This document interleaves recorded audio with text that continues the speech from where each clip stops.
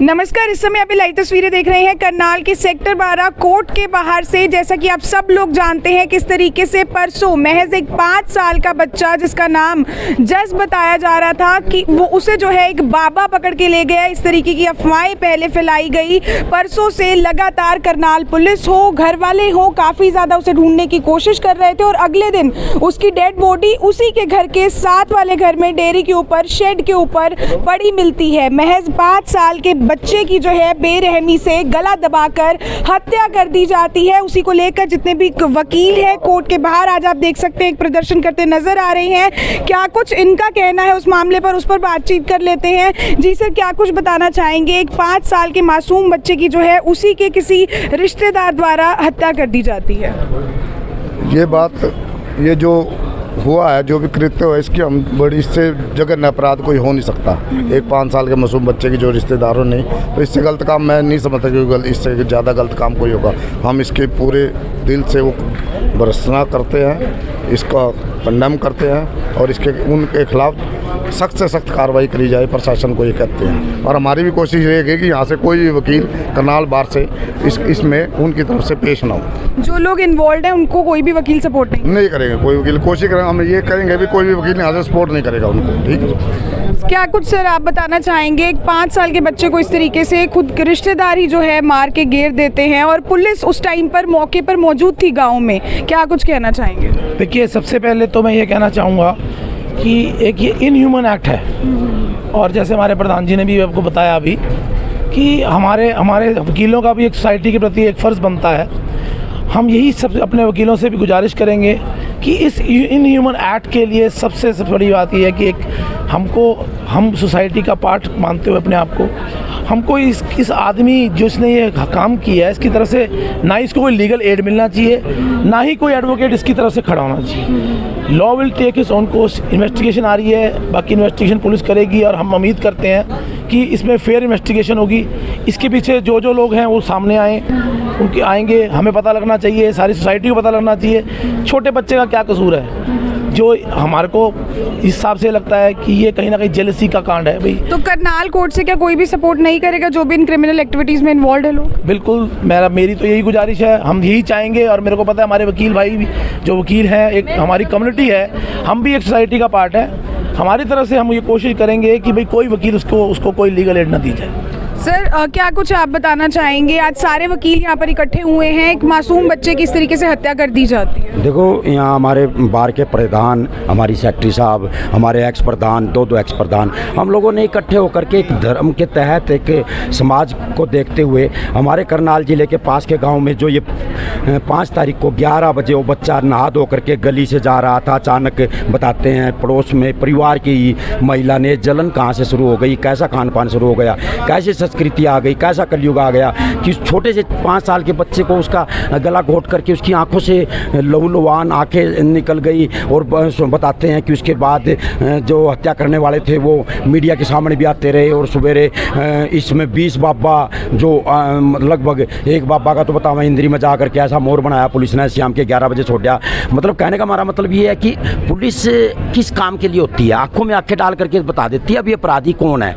ऐसे बाबाओं को भी पिटा, उसके बाद चलो हत्यारा पकड़ा गया। हम सब वकील, हम करनाल CM सिटी के जितने भी वकील साथी हैं, हमारी वकील बहनें हैं, हम आपके सामने ये गुजारिश हरियाणा के वकीलों को भी कर रहे हैं कि ऐसे हत्यारे का साथ हम वकील नहीं देंगे। ऐसे हत्यारे को तो जूतियाँ पहना करके गाँव में पूरी तरह से निकाल और जल्दी ऐसे हत्यारे को मतलब फांसी की सज़ा हो। 5 साल के बच्चे ने क्या बिगाड़ा था बेचारा, इस ज़िंदगी से चला गया। इस उसमें हम लोगों ने यहाँ पर आपके सामने रूबरू। सर, वकील तो आप है, इंसानियत के नाते भी क्या चाहते हैं, कैसी सज़ा होनी चाहिए जिन लोगों ने ये किया है?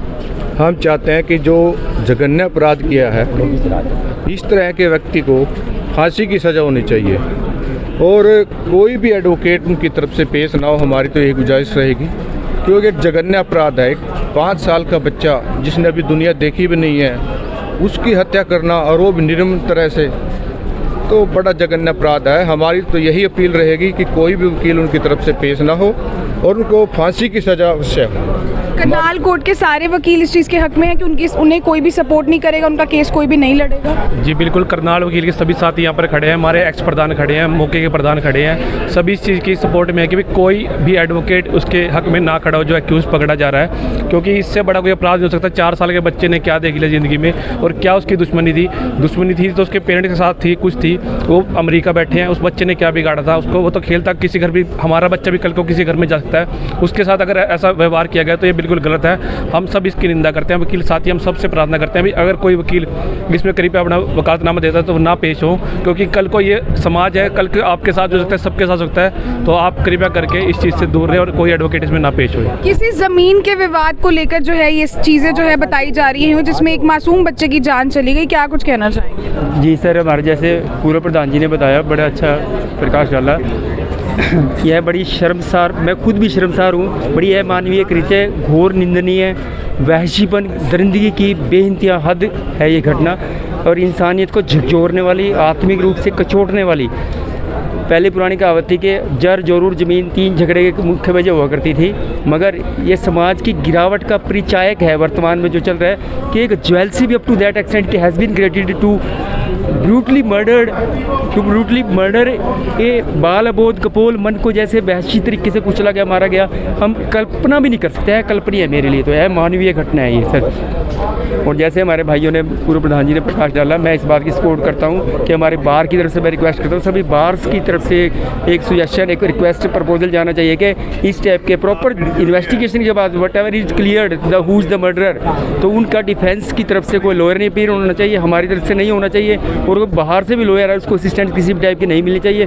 और मैं एक और beside that I would like to submit further submission कि the whole system is not only being destroyed, everything has been completely destroyed, whatever is being produced by the police। हमें आँख मीच कर उसे विश्वास नहीं करना चाहिए, पैटर्न बदले जाने चाहिए। इन्वेस्टिगेशन प्रॉपर जस्टिफिकेशन होने के बाद कि इसने मर्डर किया है, 2 गाँव के मौजूद आदमी, 2 सोसाइटी के मौजूद आदमी बिठा के उनके सामने प्रॉपर वेरिफिकेशन होने के बाद इस टाइप के इंसान को जूते मारने चाहिए, उसी गाँव में ले जाके चौराहे पर लटकाना जाना चाहिए।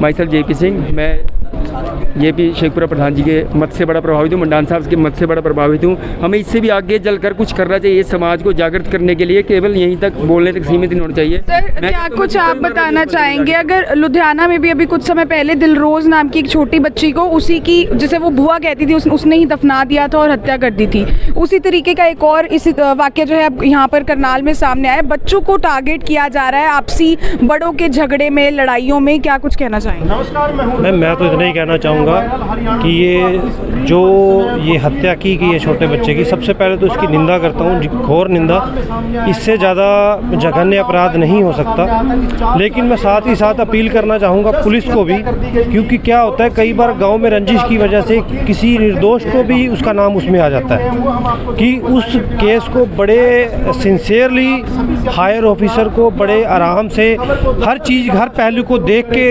इसमें डिसीजन लेना चाहिए।